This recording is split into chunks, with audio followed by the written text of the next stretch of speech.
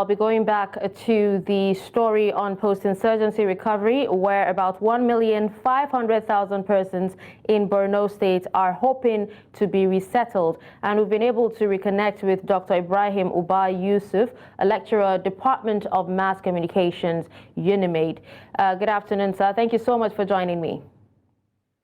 Good afternoon. Yes. It's my pleasure to join you at this hour. All right, the pleasure is all mine. Now, talking about the government's initiative to resettle 1,500,000 individuals in Borno State, I was actually asking, how do you think the partnership with the National Agricultural Land Authority and other stakeholders would contribute to the resettlement efforts?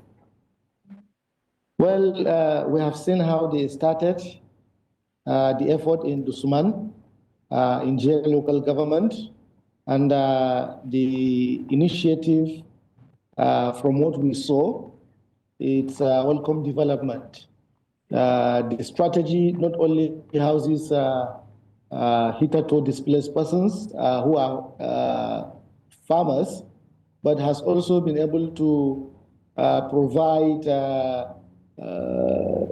some animals and talking to start of animal husbandry. I think this is a commendable effort. Not only Dusuman, if you look at the trajectory in the state capital, virtually all local governments have been displaced, with the exception of few in southern Borno, Biu and perhaps Howell, Bayo, and other local governments in southern Borno.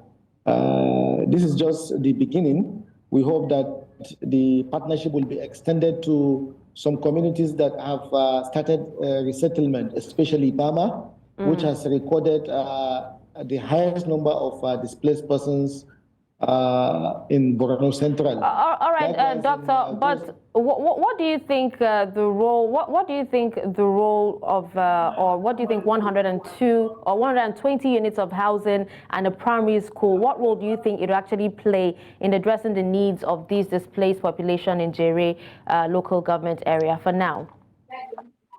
You see, their immediate need is housing, shelter. Now, and you know, the culture of people from this part of the country, where we are polygamous in nature. Because of that, so 120 units of houses, I think, can accommodate a significant number of households who are mostly polygamous. After shelter, one immediate need is also education, by providing basic primary school to members of that community.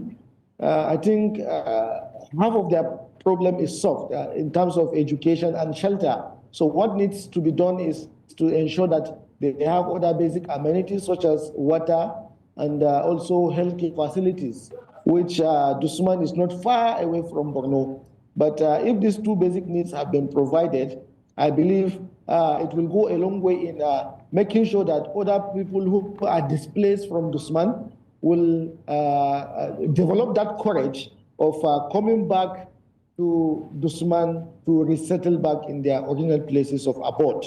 For now, they have gotten shelter, and then they have gotten a primary school. I think this is a key initiative that will make people to understand the nature of resettlement efforts being made by the state government in partnership with NALDA. All right, that's actually quite commendable as well. But can you tell us, you know, if you feel that there will be specific challenges or even considerations that the government and its partners are likely to face in the resettlement process, particularly in Borno State? We know how, you know, very, very sensitive that area is. Well, I think some of the challenges they may likely face is in terms of distribution. If the distribution is done on an objective ground, the committee saddled with the distribution should ensure that only those affected, only those that are original inhabitants of the Suman are allocated the houses, in addition to the startup capital of given this opportunity to have access to this intervention. If this is done, I think the committee has done the right thing. But I think one of the challenges they may likely face is because if you look at the economic situation we found ourselves now, people, because of this intervention, may likely claim to be from this part of the community, which is Dusuman. But in real terms, they may not be part of the community. So there's every tendency that the committee saddled with this will find it very difficult to differentiate between the original inhabitants and those that are claiming to be part and parcel of that community. So it is not out of place for the community, for the committee to liaise with community leaders, especially traditional title holders, religious leaders, and perhaps the councillor representing Dusuman to ensure that they identify the original inhabitants of this community and ensure that they are the real beneficiaries of this intervention. Okay. This is one challenge. Another challenge is that the intervention is just covers housing and education and then startup capital. There may likely be another challenge relating to healthcare facilities because people are resettling back in a community that they once lived in there. So if there is absence of a healthcare facility and the nearest health facility to them will take them like 30 to 40 minutes before they reach that or have access to that healthcare facility, resettling them in that community will be a key issue. Another issue. All right, Dr. Yusuf. Dr. Sadly, we actually have to stop here, but thank you so much for joining me, and we definitely hope that the resettlement initiative is indeed a success. Thank you so much for joining me and speaking on this. Thank you so much.